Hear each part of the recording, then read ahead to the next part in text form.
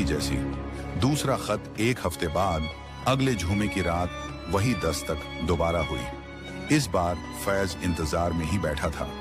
दरवाजा खोला, फिर वही पुराना लिफाफा। लिखा था, मदीने से आया दूसरा खत। उसने पढ़ा, फैज, तू अब अपने गांव का रहनुमा है। लोग तुझसे तिलावत सुनते हैं, मगर तूने अब तक उन्हें सिखाया नहीं। कुरान सिर्फ जुबान के लिए नहीं, ये दिलों की दवा है।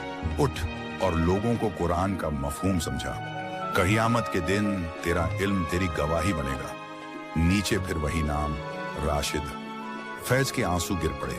वो समझ गया, ये कोई इंसानी खत नहीं, ये रहमत की निशानी है। इल्म की बरकत। उस दिन से उसने अपने छोटे कमरे को मदरसा बना दिया। बच्चों को नूरानी कायदा सिखाने लगा और बड़ों को कुरान की तफसीर सुनाने लगा। गांव के लोग हैरान थे।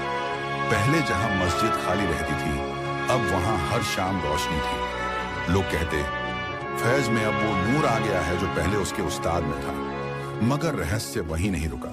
तीसरा खत एक जुमे की रात, जब बारिश जोरों से हो रही थी। फैज तिलावत के बाद तस्बीह में मशगूल था। अचानक दिया बुझ गया और फिर वही दस्तक। इस बार खत पर लिखा था, आखिरी वसीयत।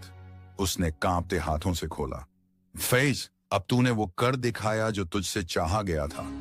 तेरे इल्म से अब दिल जिंदा हो रहे हैं, लेकिन अब एक अमानत है जिसे तुझे पूरा करना है। मेरी कब्र पर जा और वहां वह किताब निकाल जो मैंने छुपाई थी। उसमें वो इल्म है जो मैंने अधूरा छोड़ा था। दरगाह की रात फैज को याद आया। उस्ताद की कब्र गांव से बाहर पुराने कब्रिस्तान में थी। वो आधी रात को निकल पड़ा। बारिश, हवाएं और अंधेरा, मगर दिल में हिम्मत।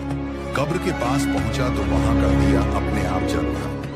उसने कुरान की आयतें पढ़ी, फिर धीरे से मिट्टी हटाई। अंदर से एक छोटी सी किताब मिली, पुरानी मगर नूर से चमकती हुई। पहले पन्ने पर लिखा था, कुरान को सिर्फ पढ़ने के लिए नहीं, जीने के लिए उतारा गया है।